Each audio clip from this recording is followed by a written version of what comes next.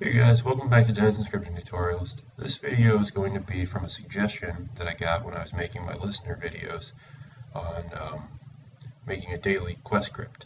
So to do this one, it's going to be based off of what we made previously. I made it look a little nicer and more fluid, but it's the same script we were working on last time when I did the upgraded kill listener. So this script starts off with just kind of like an introduction. I'm calling it the Warriors Guild just to give it some class.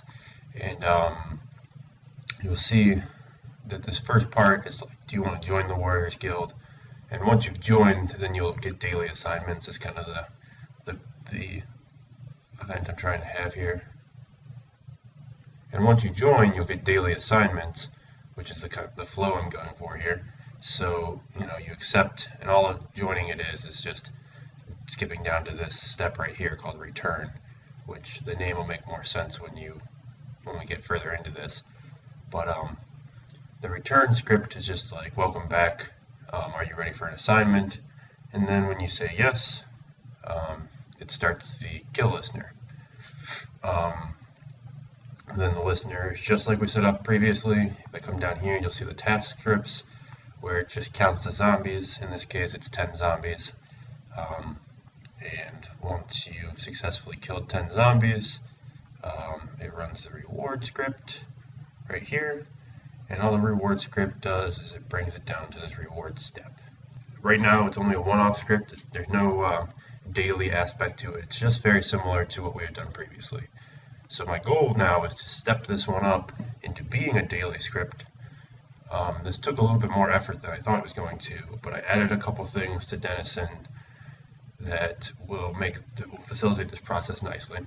Our first step we're going to need to do is we need to add a cooldown step, which I have set up right here. And what the cooldown step is after you've gotten your reward, it's going to zap to the cooldown step, and then it's going to sit there for the 24 hours that you're not allowed to do the quest again. So in this one, we're just going to chat.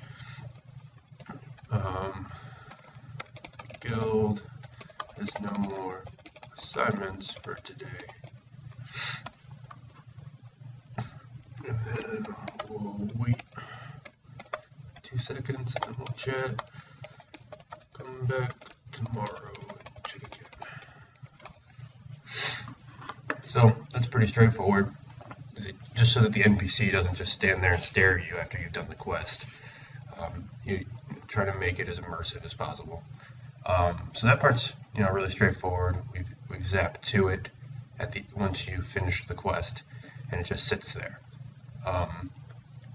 The other important part to do now is we have to have 2 different flags that are going to be used to control the 24-hour delay. The first one is we have to keep track of every person who is going to be doing these daily quests, so that every time we check to see if it's been 24 hours since they've done it last, we can go through only the players who've joined the guild instead of going through every player on the server. It's a little bit more efficient this way. And to do that, we're going to go up here to the step where you join the guild. And once you've accepted it, in this one, we're going to create a flag on the server, because it's going to be one global flag. And we're going to call it, we'll call it WG members, Warrior Guild members. And we're going to use this setup here. And what that does is it uses the action here, which adds an object to the flag. And in this case, the object is going to be the player. So WG members is just going to be a list of players that have gone this far in the script and accepted to join the guild. The way this is set up, it never zaps back to this first step. So once you've joined the guild, you never come back here. So you only ever on the list one time. I'm also going to add these in there just so they get executed instantly. So the next flag that we're going to need is going to be down here in the reward step, and we're going to add it in here. And this one's a little bit different. We're going to just flag the player that they are cooling down. And we'll just call it WG cooldown for warrior guild cooldown. And the important thing here is not the value. All it needs to do is either be true or false, which it is by default. What we're going to do is we're going to set a duration of 24 hours. So this flag that we put on here, right here, is going to be on the player for 24 hours. It's true. And once 24 hours goes by, it's going to reset this flag to nothing or false. It's just not going to exist anymore. So that's the important thing. Every so often we need to check if this flag still exists so that we know whether or not they are cooling down. The one caveat to this system is that this 24 hours isn't necessarily like a real-time 24 hours. It's 24 hours of server uptime. Because I wanted to make this work on any one server without having to have any additional system of scheduling, I'm limited to it only counting the time while the server is on. I might try to add some stuff involving real time, but for now this will be sufficient.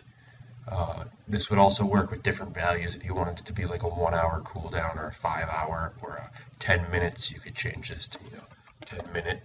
But for a daily quest, we'll just call it 24 hour cooldown. Alright, so the big part of this that's actually going to be doing the checking is going to be a world script. I've talked about world scripts before, and this is going to be a good application of a world script. And it's going to be a little more complicated than some of the other stuff we've touched on.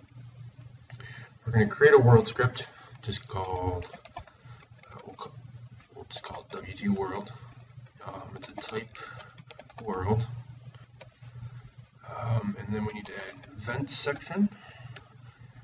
And then in the events, we're going to use an event called on time changes in w@world. So this event fires every time the time inside of your game world changes. So I think this only counts on hours. It doesn't actually, not every single minute in the game. So I think it fires roughly every 30 seconds to a minute of real time. I'm not going to remember.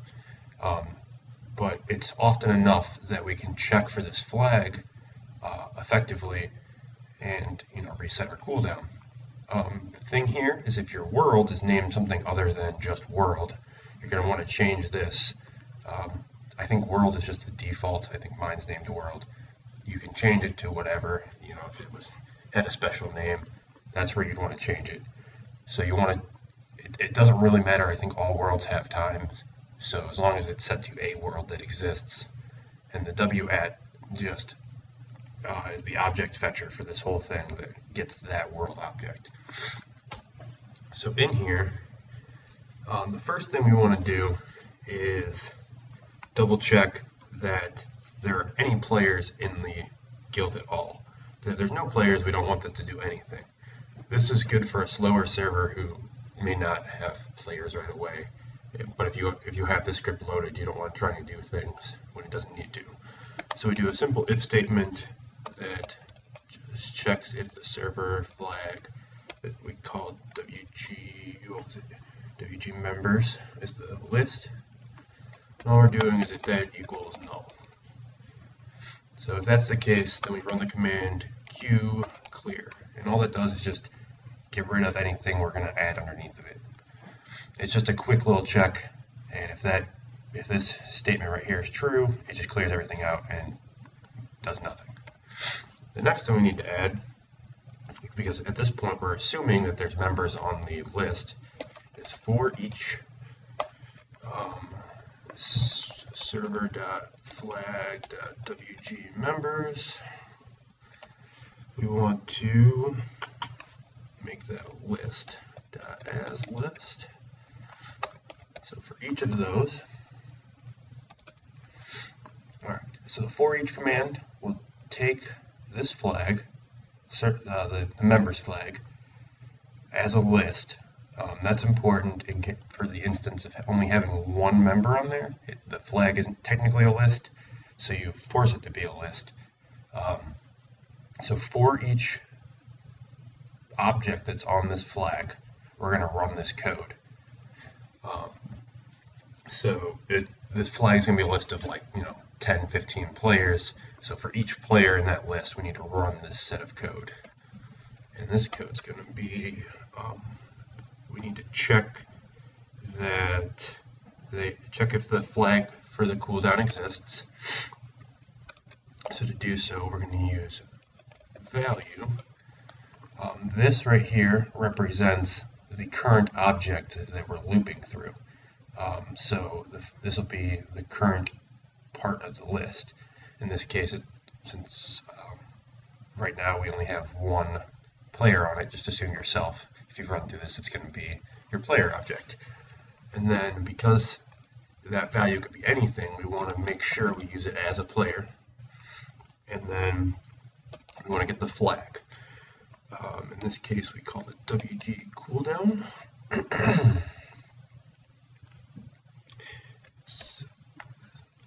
So we're checking right now that the flag exists. But what we're really interested in is that the 24 hours has lapsed and the flag is gone. So we want the opposite of that. So we want to check if it doesn't exist. And to do so, we use an exclamation point. In addition to that, we also want to make sure that we haven't already gone through this process with this player. And we want to check that they're not already on the proper step, because we don't want to keep zapping them to the same step if they're already on it. This is one of those things I added to specifically handle this process, but it has uses other places. So we get the script object. In this case, what do we call this script? Daily WG script. So we come back down here. So we take the script object, which is sadd, the script name, and we want to get the step that a player is on. So the player object is in here. And we want to make sure that which will return whatever step they're on does not equal the step I called return, which is the step that it zaps you to. I'll show you up here that this step right here is called return, and that's the one where you've come back to get a new assignment. So if we're to go over this one more time, if we don't have the cooldown flag and we're not on the return script, then we want to do this chunk of code. It's really important that you watch where your braces go, because YML is really finicky, and you'll see that this brace is for the for each command, and it lines up with this brace here. And you'll see it lines up under the word and not the little hyphen, which is where YML thinks it should go, or at least my editor thinks it should go. Same thing with this if one. This if starts there and ends here. So you need to be really careful about how you line these up, because in this case we're going to be using a couple of them, and we don't want them to get all mixed up. So now we go in here and we're looking at what we need to do if this is true. And that's going to be what we need to do for each player that needs returned back after 24 hours. The very first thing we need to do is zap them to the proper step. In this case, we need to zap them in the daily WG quest. We need to zap them to step return. Oops. And importantly, we want to make sure we use the player object so that it knows which player needs to be zapped. That's where the little value symbol comes in again. Next thing is we want to let the player know, but we only want to let them know if they're online. So to do so, we use another if statement. If the player object dot as player is online. So this is going to return true or false depending on whether or not the player object we're getting is actually online. So if they're online, we want to take this opportunity to narrate some information to them.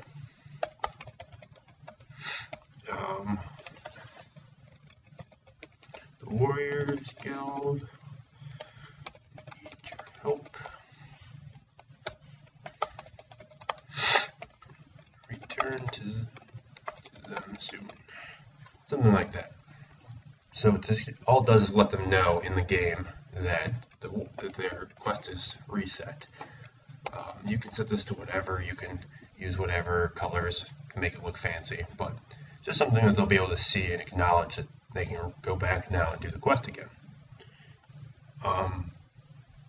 So that's the functionality. Now it'll work as a daily script, but it's going to be kind of boring for the player because everything is the same every time they do it. And the way to make this more exciting for each time the player comes back would be to add some random commands to make it more random.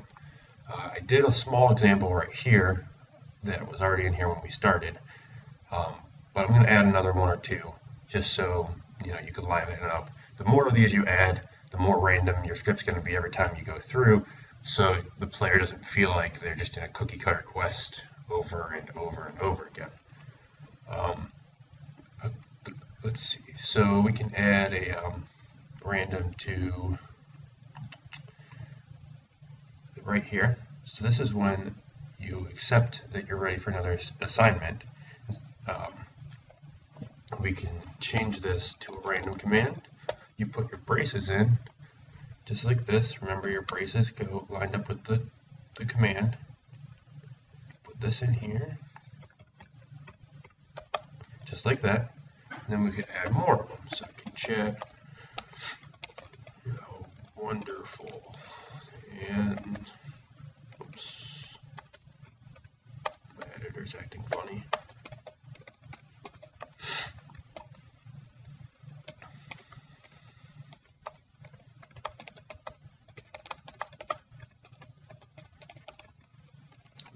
Spell stuff right would be more fun. Alright, so there's that. Let me get rid of this blank space. So that's how you would add more random chat to this. You're going to want to do that in as many spots as you can. And the more you do, the better the quest is, in my opinion. When I do full quests on my server, daily ones, I try to add as many random commands as possible, just to make them more exciting. If you get really fancy, you can come down here and you can randomize your rewards. I'll probably get into that in a different video because I didn't really plan for that today. But if you have a big group of random rewards, it makes these daily quests more exciting than just getting, in this case, 100 gold. I hope that clears that up, and it's simple enough for you guys to utilize yourself on your scripts. If you have any questions, please add them to the comments, send me messages, whatever. I'm going to take this script and link it in the description, which I usually don't do because I want you guys to make your own scripts. But this is a complete script, and you guys should be able to use it, so I'm going to link it down there. If there's anything else you want me to show, leave me some ideas in the comments. I got a couple other video ideas in the works, so I'll add it to my list. Thanks for watching, guys.